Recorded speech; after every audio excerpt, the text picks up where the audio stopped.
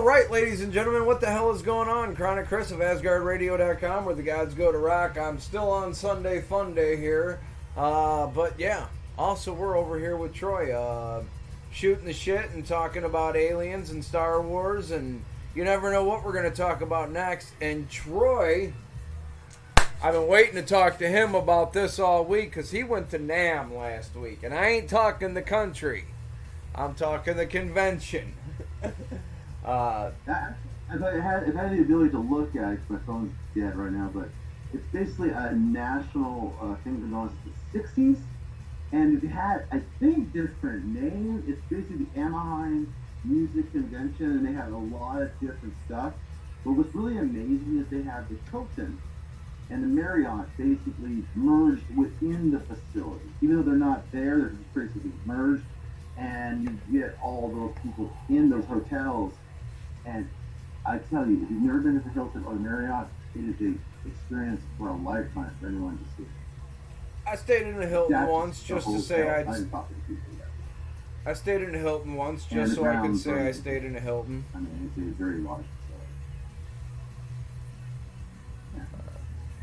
Yeah. It was the Hilton is not as I guess plush, if we guess the word would be, or exciting as the Marriott. The Marriott has a swimming pool and a great locational area to dine outside. Oh yeah. And I enjoyed all of those things. I mean, the Hilton is no pushover. I mean, it's a hell of a hotel. And NAMM used both facilities to do rock events or musical events for entertainment during those days. And then, of course, in the middle of that, as you got the drivers around with both whether basically your valet or where people would drop off, they'd be dropping them off both at the Marriott and the Hilton. So they're like ass to ass. And then in the middle, further down where you get to the actual building, which actually says the NAMM show and stuff, the actual convention center of the Anaheim area, which is not too far from Disneyland, by the way. I mean, Disneyland is literally on the other side of the street. And their streets, by the way, in Anaheim, are like 5 times bigger than the streets in Tacoma or Seattle. So they're very large in spectrum and in size.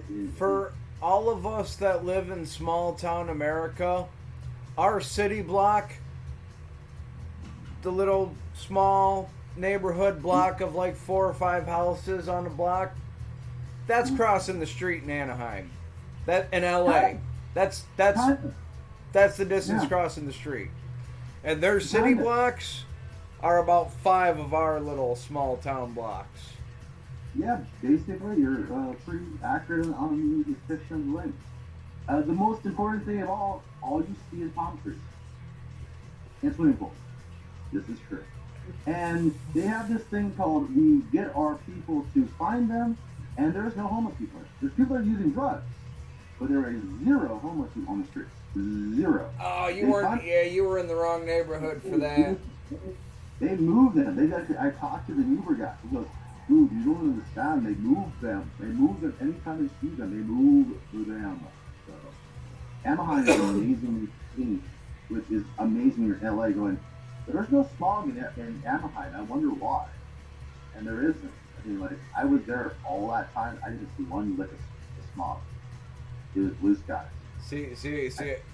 Next year, I don't know, they got a windmill there or something that blows it away. I don't know. It's just... Next year, when I go, I'm going there, and I'm going to meet up with you there, and we're going to say, fuck getting an Uber. We're going to get a rent-a-car. Rent-a-car works. And we're going to drive ourselves, and we'll have fun in L.A.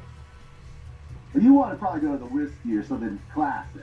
Well, we're definitely going to make a stop at the Whiskey and the Rainbow. Yeah. Hell, we might even take a day to stop at Disney, to run over to Disneyland. Well, like I said, Disney is right there. I mean, literally, you can take what they call the bus stop of 50. I did it. It's just like, here, $5 all day long anywhere on these buses in LA. And it's like, for $5 you can go to Disneyland, go to NAMM all day long. And if you want to rent a car, I mean, that's more on you and on me. I guess I'll pay half. But, yeah, it's not that far. It's really not that far for anything you're doing in Anaheim. It's like, you've got this beautiful road, and If you go, I think it's, I want to say, if you go north, you get in one part. You go south, you get in another part. And there's really, it's just lovely. I mean, he'd say the Angels play there, the baseball team. Their stadium's not too far away. Oh yeah, the Anaheim Angels. Yeah, it's just Used to be the California Angels. Even the train station, for God's sake, it looked plush. Everything in Anaheim looks plush. There's nothing that looks bad. And here's the sad thing. I don't know if you saw the picture or not. I literally found a dinosaur item at one of their what they call liquor stores, which is actually what we call a mini market. Oh yeah, They because call it a mini market. It's not a liquor store. They sell liquor there, but it's a mini market. And I went there, and here's the funny thing I saw: a dinosaur of item, an actual payphone with an actual receiver, but it didn't work. But it had everything that looked like. I used Surge, my drummer, the third drummer I had on the band. I brought with me. They brought me technically on the train. Paid for a lot of it.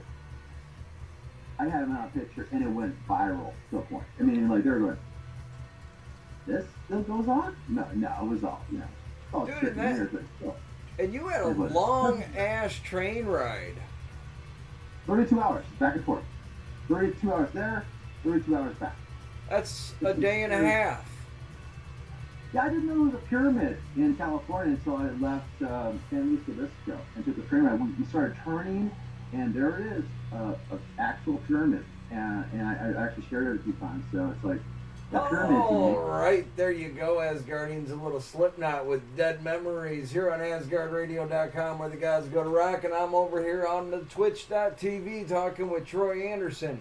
Now, unfortunately, people, anymore, I really can't play music on Twitch too much, especially like sitting here talking with Troy and talking with the artists and stuff, unless I have that specific artist permission to play their music, and then I will. Or else, I get a copyright, and then you guys want to go back and watch it later, and unfortunately, you're not really able to do that because the stupid copyright people don't understand the fact that I'm a radio DJ trying to promote my goddamn show. Leave me the fuck alone. But that's neither here nor there. We're having fun chatting about his little trip to NAMM show and California and stuff. And I was out there back in 2007, and I loved California. I just, I didn't really get to do anything I should have done. I should have went to the Rainbow. I should have went to the Whiskey. I saw Skid Row. I know where that is. Yeah, next time I go out there next year for the NAMM show, we're gonna fucking do it right. We're gonna go to the Whiskey. We're gonna go to the Rainbow. We're gonna go to the other one that fucking Johnny Depp owns. Vamped. What was the Viper Room? The Viper Room. The Viper Room. That's the name of it. That's the one I'm thinking of. All right. Well, on the ones that may be owned by Johnny Depp. Yes, and that's actually the one that River Phoenix died, like right there at the front door of the place. So His I mean, there's some. Played a damn good Joker. Yeah. Well, his brother's just an amazing actor. Period. I mean, he did Johnny Cash, and that was freaking amazing. Yes, I recalled that movie as well. But either who, Asgardians, I'm going to get back to talking to Troy on the Twitch channel. You guys can feel free to come over later on and check it out on the replay, or it is also going to be published now to my YouTube page. So check that out. Chronic Chris on YouTube. Woohoo! Never know what I'm going to do next, but I'll tell you what, it's going to kick ass. Here's Mushroom Head with Damage Done on AsgardRadio.com, where the gods go to rock. Whew. Gotta breathe. Chris, not to pre-promote while we're already promoting and doing our thing here live, but if you do have a YouTube link to that, we could mass share that. Well, yeah, I actually, because, technically just mass share that, and just, you never know what they have. Yeah, because when I post it on YouTube, I'll also share the YouTube over to my Facebook, and yeah. Let's say we're going to go viral on our first show back from last year, but No, hey, but with the it does help. You know, it does help a little bit. with the YouTube, you know, it does help to share it a little bit more because not everyone's on Twitch, but everyone's checking out YouTube. Yeah, if you go on YouTube, also you can do the bad really of Sherry on Casey. So, not to give Marky more credit, but well, I guess you could technically go to Mark's rival, which is Twitch, not Twitch, Twitter. Mr. Elon Musk, no, he can't use that property right, I guess. Oh yeah, Mm-mm. I'm also on Twitter. Twitter is too Is it techie. changing? Is it really changing with Elon on the helm? I Is it don't really? know. I downloaded Twitter. I tried to tweet. I really didn't know how Twitter works, but apparently you got to be on Twitter tweeting like every 5 minutes just for the world to keep up with you. And I You don't have to have do time that. for that shit. I already got you on this one. This is what you do. You get yourself 5 people, they're not you, and you say, do this. And you pay them, and you do it on Twitter. I think that's how you do it, too. So, that's not, I myself, and I share a ton on Facebook. Hey, Back in the day, I still will eventually again. But, no, I mean, they must be doing some massively heavy sharing on there to make it work. And it right. works. I mean, people get the numbers, Well, but it's probably like a corporate concept. Like, here's like 50 people, go share this at all the same time. I don't know. well, also, I mean, like a lot of people, there's people on Twitch that actually really truly make money, but Yeah, unfortunately, I am not a beautiful woman. right. I see where you're driving the I, conversation I for. mean, when it comes to doing this social media stuff like this, you know, and talking to musicians and talking about music stuff, it's not easy for a 40-year-old ugly motherfucking guy. No one wants to Well, look at me. I'm not saying we should both change our backgrounds, or whatever, when we're talking live, but not saying I'm gonna blow up doll or anything like that, but holograms are out there, You could have a girl in the background that may not even be there, and she could be hanging out, serving you lunch or a monster. So they won't know if it's televised. They won't know. You just Right. have to look. But yeah, I mean, I always go for the alien show. If you can have like an alien show on your show, they're gonna watch it. Like, oh, excuse me, we have an alien on the show today. You know, what I mean, and I mean a space alien. So they're gonna watch it. Yes. See, and that's one thing I And like they're about like cooking. the Maybe if you have like a big giant burger and you're eating it all the time while you're having a monster, you know what I mean? There's certain things, visual effects you can do using your hands. Like these things right here, just use them. Crunch them up. Make them work for you. You know what I mean? Just so visual, like for instance, like the dragon. I was saying, like the dragon. You bring in the dragon with the cap, it kind of turns around a little bit, and it causes a visual effect. Now, sometimes I visual. There you go. You're doing it. Now you're doing it. See? There you go.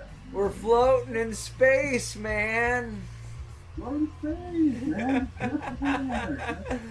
Oh, People, man, they're gonna get you, man. Even if they got the big knockers, the nice asses, and if you talk all sex and stuff, you still have the visual power to do some crazy. There you go. Look at and here, that. ladies and gentlemen, we have the Aurora Borealis, That looks which better than most you movies. more commonly know as the Northern Lights. And what this is caused by is radioactive reflections Yeah, off of Jordan. atmospherical particles caused by the sun rays. See, we can go all educational and scientific on you too if you want. Unfortunately, when you use your effects, sometimes you actually freeze. Right. Oh, So, I've always had. you will have a freeze moment, and you will know if you're frozen or not. I was like, do the fake freeze, like, is he frozen? No, he isn't. But, so yeah, that's a good fake freeze. I like it. You're doing well. That's real cool. Not many people can pull it off. I can tell she's just breathing. Yeah, I know. That's actually really hard for me to do that. Is this guy's dead? You go, well, he's breathing. And those stomach's coming off that portion. But entertaining it really is about just using all the different tricks of the trade. I mean, if you want enterprise, then you might say, well, can I read this backwards? Well, if it's reading it backwards, that means you have it on the wrong type. You see, my screen's actually going backwards. My camera is the backer camera. If I use the other end camera, it would actually show the letters in real print instead of go backwards. I can see it. Face actually in the back remote. So actually, this is not my face. It's the backwards face of what I really am. No, your image isn't mirrored, so I could read that perfectly. Yeah. Can you actually read it? Mission Saints. Wow. So I'm actually doing it right for you then. Yeah. So in my perception, on my camera, I see it backwards, but you see it forward. Yep, and then on the screen here we see it forwards too. I can see your marshal, and I can even read your it says something mean with your monster. That's all I can see. Mean something. Mean bean. There it is. Mean bean. Yeah. So that's the funny thing about visual effects. I mean, there you go. Wait, Monster. You owe me a sponsorship for that. We can always do a segue. So.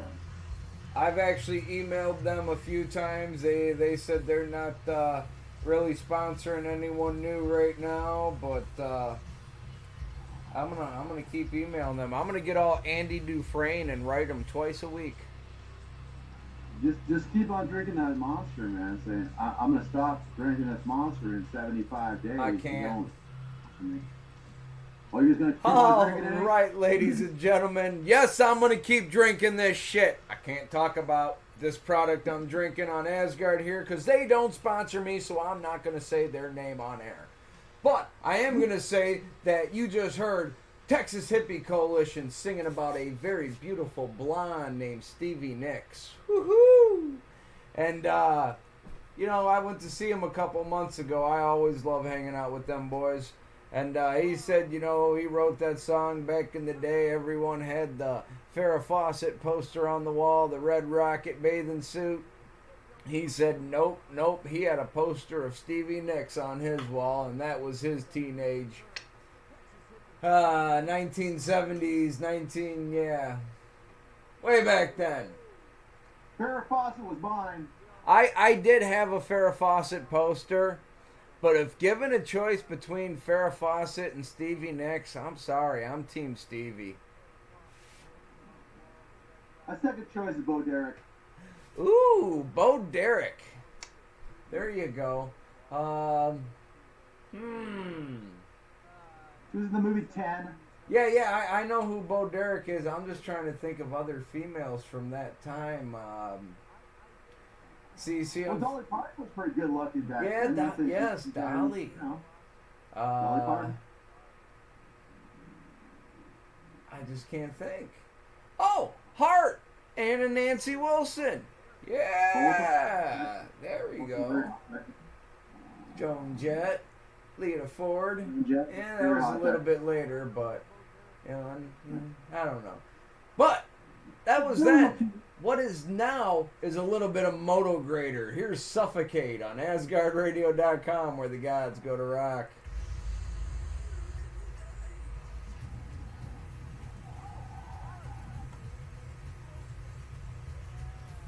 Yes. All right. I wish I could get this microphone to pick up your voice better. You want to hear me better? All right. No, because this is my Asgard mic, and when you talk, it just barely picks you up, and they can probably hear you whisper if they have their volume all the way up. I wish. Yeah, but if I talk too loud, I might be a little bit extreme. Well, one of these days, hopefully by my birthday or Christmas, I'm gonna have just everything running through one big, giant, powerful computer. They call it a supercomputer. Yes, I'm going to have the broadcasting desk with a supercomputer, instead of sitting here. That's running the, that's letting me watch the show, make sure it's going good. That's how we're talking to Troy. That's running Asgard, and that's holding the music and making sure that's all running perfectly. Still, in 1975, that would be considered advanced technology. Yes. Yes. Really? Oh. Just saying. I People don't. do they take themselves a little bit too seriously in terms of technology. If you just look back 30 years ago, everything we're doing, including phones, is beyond what they were doing. I done said, you know, someday I'm gonna get to a point where I'm able to build my own house, and even if I buy an existing house out in the country and add on and make it how I want it, or I've even had an idea to buy one of them double wide mobile homes, modular homes, whatever you want to call it, build a basement foundation, set it on top of that, and then do it my way there. But I want my studio to eventually be triple the size this one is, because I want a section that has a replica of the WKRP studio. Okay, that would be good visually. You know, awesome concept.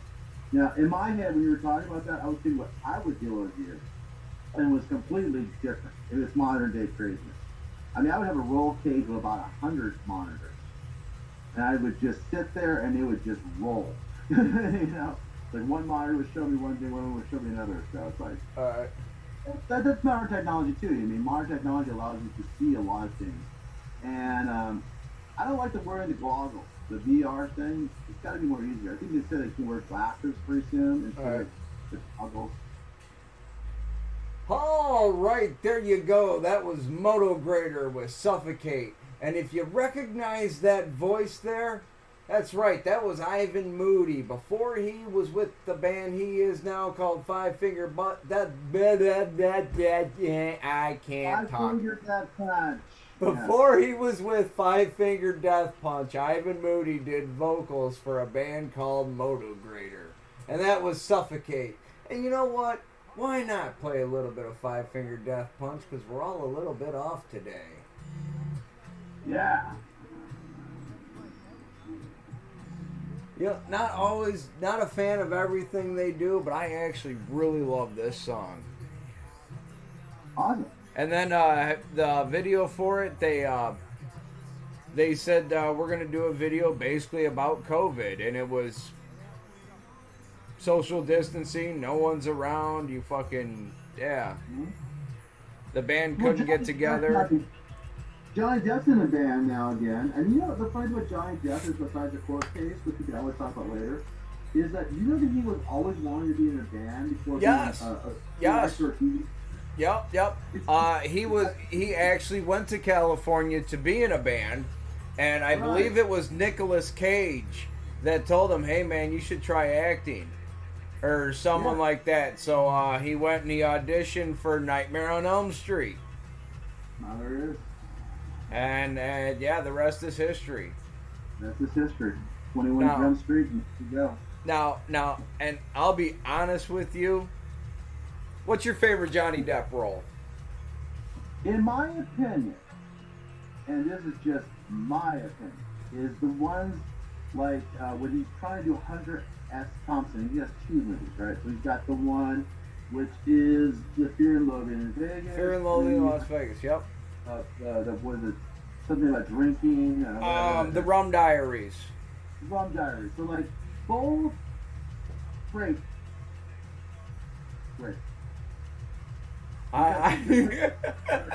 Oh man, I did like the Rum Diaries, but not Johnny Depp's character in the Rum Diaries. I like the guy with the rum, the guy that played in Ted. Yeah. And he's like, this is 500 proof, and he's like, there's no way, there's no such thing as 500 proof.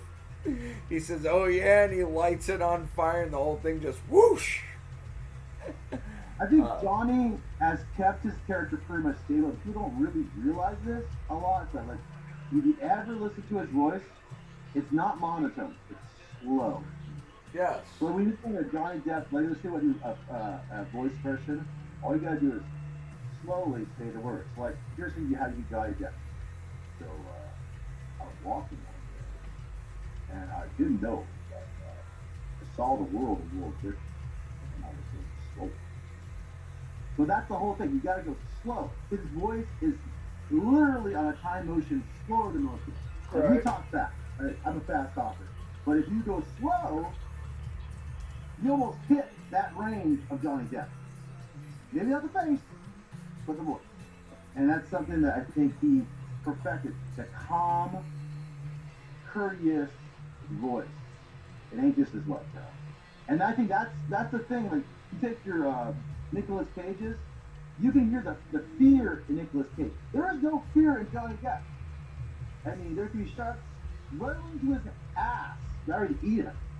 He's like, it's a calm day, Tuesday, when the jaws got ready to get my doctor time. You know what I mean? He just has a way of being calm in every situation. Right. Now, he won that case. I bet he was a little bit like, hell yeah. when you know, I still can't believe it. Those were great words, and I think he ripped it off on Disney, saying grumpy so many times to describe what our feces are. That is a new word for 2022. We'll always remember. What is a grumpy? Mm-hmm. Yes. What is a grumpy to you? What is a grumpy? I don't know. I don't know. Sounds fucking dead somewhere. Well, that's what Johnny said. I have no idea what a grumpy is. Grumpy. Grumpy. Oh, I know what a Gumby is. And he has a horse named Pokey. Pokey, yeah. Gumby and Pokey, yeah, you're right. Gumby and Pokey. And who was the best person that ever played Gumby? It's kind of racist, but it's true. Eddie Murphy. He played Gumby. Yes, the Saturday Night Live, yes. Everything they did in the 80s, you couldn't do now. It would be considered racist, even what the black people doing to themselves. You know, Yeah. Everything now is racism, sexism. Forget about the war. Well, Forget about here- everything's bad. You trigger somebody, you're doing bad. Here's what I see about it too: is the people that are all that cultural appropriation people. Yeah, pronouns.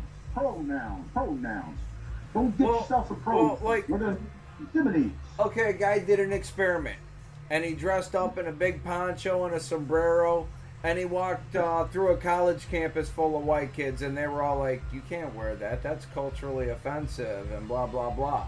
And then he went down to a Mexican neighborhood, and they loved him. They said, "Hey, great get up, man. Love it. It's perfect. Awesome. Buy you a..." And the same thing can be said for if you dress up as an Indian. And this is the funny thing. The basically they're saying is the village people got it wrong. All the westerns in the 60s, 50s, and 40s got it wrong. White people portraying anything besides themselves got it wrong. Well, and their own race. That's just how it is. Acting is not about changing your appearance or thoughts. now, the other day I watched the original Jungle Book from the 1950s from Disney, and it said before it started there was actually a disclaimer about it. There is a bunch of cultural appropriation that is considered offensive, and instead of taking it out, we're leaving it up for discussion. And I watched the Jungle Book, and I didn't see it too much. But then I watched Dumbo, and I already knew about Dumbo and all of that stuff in there. And yeah, it's definitely there, and it's in a few of them.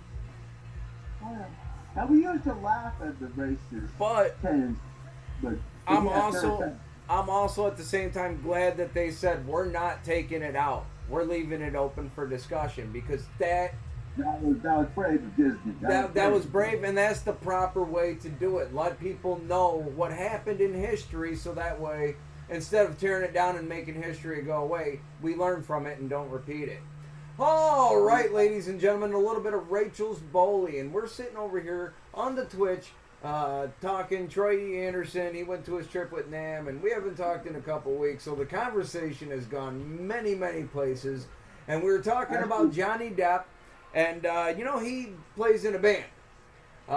Really cool ass band with Alice Cooper and I can't remember who else. Who showed up at NAMM, I heard that his player was there. Yeah, and he's performed with a bunch of different people. And here's something Troy don't know because I know all about Johnny Depp's band, Hollywood Vampires. We're going to play Heroes here on AsgardRadio.com, where the gods go to rock. Now that's very kind of you actually helping out Mr. Depp in his time of need. Even though he won the soap, even though he got arrested, they say, later on for abusing somebody physically, I guess, just recently. But I'm not really sure if that happened in Europe or here, so who knows for real. No charges have been filed by him. Well, you know what? I'm sorry, all these... I don't believe a single word Amber Turd said. I think he's a hero. Do you think he's a hero?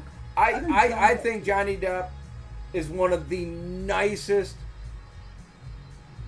To say he's a hero, for me to say he's a hero, I can't say he's a hero because I hold heroes to very high standards. For a guy his stature, for what he did, Johnny Depp is an amazing human being. He's a wonderful person. Maybe not a hero, but a wonderful human being. There you go. Yes, he truly is an amazing human being. And some of the stuff he does for the children's hospitals, I mean, on his own time, his own dollar, he dresses up as Jack Sparrow and goes to the hospital and plays with kids with cancer. They sit there and play pirate. That's a hero? He goes on his own dime, goes to Disney World, dressed as Captain Jack Sparrow. Hero. Yeah. I mean, he plays a hero, he is a hero. I mean, I hate to say it, but if you live the role you play, and it's a good role, and it's a hero role, good for you, Yeah. And I can't, I mean, even when he played George Young, okay, it was a good role. George Young was a good person. Mm-hmm. George Young made millions and millions of dollars selling drugs and never had to get violent or be dumb about it. Yeah. Well, here's the thing. Here's the thing about Johnny Depp, and I find this particularly true in an actor's director sense. Because I've learned this in films and videos, in teaching. The protagonist role. Being the protagonist, not the narrator. You can be the narrator and the protagonist, like you found out in Fight Club. We don't mention Fight Club. But, the protagonist is what I think he's really good at. He's good at being that main character that you set your eyes to when you think of the character. It's that role. He ain't trying to be a dictating, commanding figure. He's not trying to be a weak character. He is the protagonist. He is totally the focus point of the subject matter. Most of the time. Even when he's not around, they're talking about his character. I know it's in the writing, but that's just something to think about. And he plays that character well. Right. Well, and also because, with Captain Jack Sparrow, he hung out with Keith Richards and learned Keith Richards' demeanor and used that as his basis for Captain Jack Sparrow. When he did Fear and Loathing in Las Vegas, him and Hunter Thompson were already really, really good friends. Yes. Yes. I heard this. But he went to live with Hunter Thompson for a couple of months to get his complete demeanor down. And Hunter Thompson almost killed Johnny Depp a couple of times. He tied him to a chair and threw him in the pool. Wow, that's love right there, my friend. That's love. Oh yeah, and mortalization of your own character. If you can't tell, or if you don't know, I like to read, and I'm a huge Hunter Thompson fan. Just a little bit, it looks like. Just a little bit. Well, let's, I hate to say it, but before we end the show, how did he meet his demise, Mr. Hunter Thompson, as he, I guess, proclaimed years before? Who? Hunter Thompson, how did he die? I think he offed himself. Yes, he told everybody he would at the time when he felt like he was no longer a And functional human being and he would blow his brains out. yep, and that's what he did. Uh, True man of his word. and he actually he ran for sheriff in Colorado. He ran for offices. Uh, he was a genius. A genius who lived the way he wanted to live by his terms. Yes, yes. And when he died, Johnny Depp actually paid for his funeral to have his ashes launched out of the giant fist cannon. Yes. Johnny I Depp recall. paid for that. So that's the thing. That's friendship right there. Right? Eternal friendship. That's good. Oh, that's I know, we're gonna give Johnny a lot of credit in this show. We really talk about Nam that much. I wanted to tell you a few things I saw in Nam, if you don't mind. Is that cool? Oh no, dude! I've been wanting to ask, like, how was it? Vendors. I did see a bunch of different videos, and apparently Jacob was there. Yeah, a lot of people were there. Here's the deal, and this is kind of like how I do stories. I don't go 1 day, 2 day, 3 days. What I do is what I saw, and I'll just say it. Last day was the day when I was not so much with Peter, but like every day I was with Peter Sermon, and I literally saw the eyes, or should I say, I saw through the eyes of that person, through his people around him, and the association of who he mingles with. And my God, my friend, the music scene is nothing compared to when you go to a show. It's just not the same. When you're dealing with artists crammed in a room and there's really no fans, because you're going to be invited or you have to be a special person to show up, it is amazing. The chemistry, the emotions that come from it, it's very positive, by the way. It is an honor to be in the presence of so many great people. It's undescribable in that respect. Right. Seeing the new product they have, oh my God, dude! You know they got sticks with no drum kit now. Like it's modern day crap. Like they really and nothing. There ain't no kit. Oh, You take the sticks, you look at the monitors like we were looking at each other, and you start playing. I mean, Serge tried it. My drummer, my third drummer. so they really truly created the air drums. They created the air drums. The air drums are real, dude. They're literally they're ready to sell this stuff. This is the new product.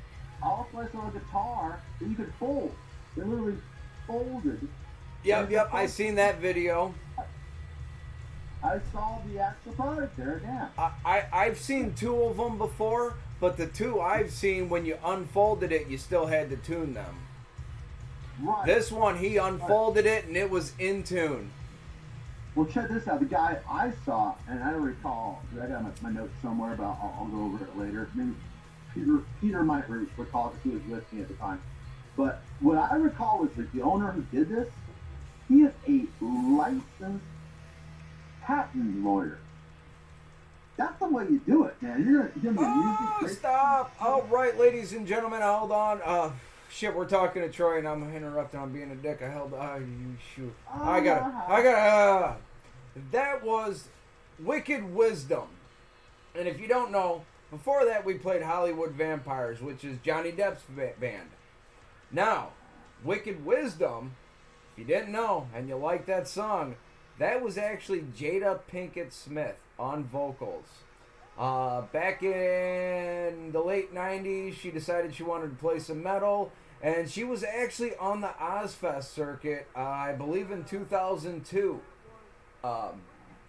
And I remember going to a show, so I probably seen her, I don't know. I went to a lot of Ozfest back then. Unfortunately, you know, there's a few I didn't get to go to, a couple years I missed that I should have went, but I was young and dumb way back then. In the meantime, we're moving right along. We are almost done on AsgardRadio.com.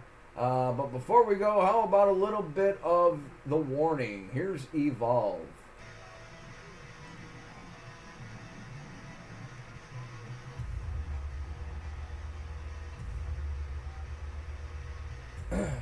Fuck yeah. And then I watched the video of the kids playing the snare and doing the stick tricks, flipping the sticks and shit. And it's like, damn, dude. Well, technology is getting more advanced that most people want to see, but when it comes to music, I'm like going, whatever, I'm a singer, man. If you can make it where I don't have to deal with people loading their equipment, like drummers, for example, they put a stick. The drummer guy's gonna go, I want my kit, I want it. But it sounds better with the sticks. You get just like the. I've noticed people, they always fear technology until they have to use it, or they realize they want it.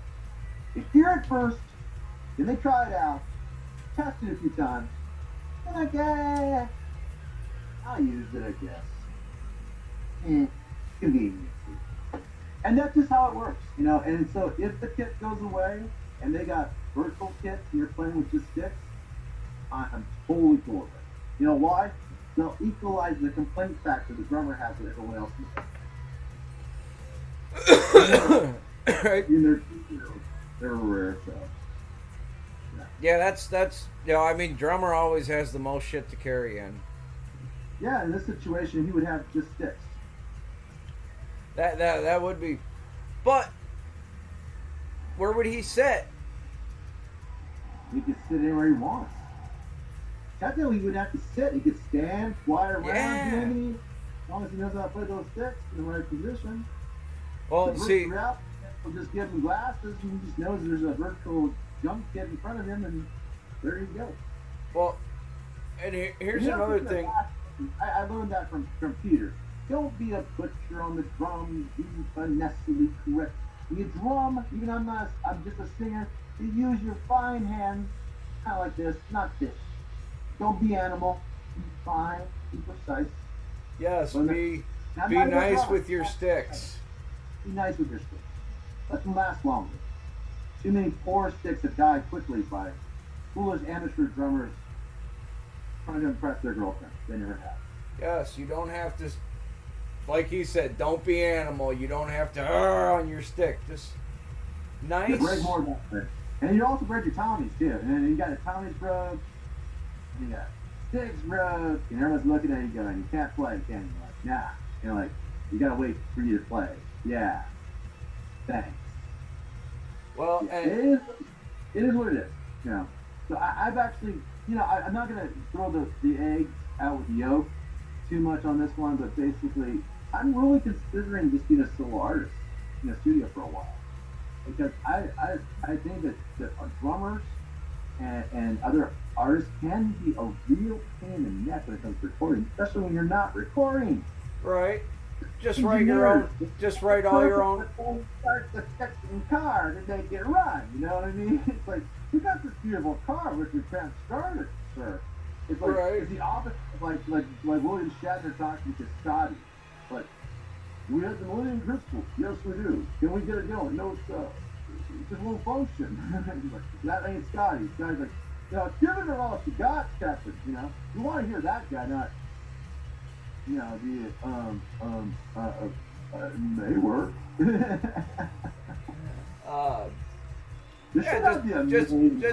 Just write all your own music, write all your own lyrics, and then get a group of studio musicians to come in and play. That's pretty much the plan now, is to go to LA and record there. Because, like, I've waited, and I've seen other people do it correctly in studios, and it's just, that's how I gotta do it. I gotta go to an LA studio. I wanted to do it here, but people with the COVID and just blah, blah, blah, just, you know, it's too much work. I'm at the point where I'm at the mercy of where I live, you know, and I see Nam as just a guy telling me, go here first. Oh, I got an idea forming in my head for you. It's called, yes. We go to Nam next year. So, there's a band out there. Yeah. And you would think it's like 5 guys playing, but it's actually only 2 guys. I've heard of these bands before. These but 2-guy bands. When you go to their show, you don't see a band. You see a jumbotron with cartoon images. Nice. And these 2 bands are called Death Clock and the Gorillas. Yeah, they're pretty fucking good. They make good money too, and not just. Make the International Punk Kings cartoon. I think that'd be awesome. I deal And with the and trademark. and it'll be yes, and it'll be really easy because your logo's the dude with the gas mask. Right, right. And I have many different logos. And that's what I guess we could actually talk about my career, I guess, in a way, because we always talk about what I do. But I will say this. I started in every interview, I think you've heard before, when someone's interviewing me, I always say the same thing. October 31st, 2014. What I didn't tell you was Matter Trotter that year got the only thing written by me. So I never signed a contract in my life. Don't believe in contracts, unless I know they're 100%. And all it was for a waiver here to do a documentary with me. And guess what? I did documentary with her as well. And we introduced Sin Circus that year while I was doing International Punk the first year. Everyone also knows my original guitar player, Jess, got knocked up by the backup drummer. They don't know the name of the person I want to reveal their name, and he can decide later. I did say that he had more kids with other women. Also, so I came back the next year, pretty much everyone but Jess. And then I had to get Jay, who, well, he was the guitar player I kind of not wanted, and he had bad feelings about me, but everyone else in the band loved me still. And then eventually a second generation of group, and then a third generation of group. When the COVID hit, well, you know, I had all of that. So for 8 years, I've made I2K, International Punk. Unfortunately now, Jay, a cartoon might be probably what I need. all right. Oh shit. Hold on. Ah, I'm doing too much at once here. Crap. All right, there you go, ladies and gentlemen. I am doing way too much at once. All these monitors is way too much to look at. I just noticed JD over here in the chat. I am sorry, JD. I did not see you over there. Talking to Troy, listening to Troy talking about Nam. And I got this totally idea. And it might have been partially due to the song we were playing. That was Sim with the rumbling. And if you don't know, that song is actually from anime. I personally don't watch anime. My stepson, Chronic Jr., he watches anime a lot. And while I was talking to Troy here, you know, and listening to that song, the idea, Troy owns International Punk Kings. So I'm going to give him my idea right here. The International Punk Kings anime show. And they all walk around. The year is like 2040. The oxygen is no good for you to breathe, so everyone has to walk around with an old World War II style gas mask on. Good theme. I like it. Good theme. I love it. Good theme. Like it. So maybe, possibly, y'all should stay tuned to that. In the meantime, stay tuned here. Here's a little Creek Devil with Open the Gates on AsgardRadio.com, where the gods go to rock.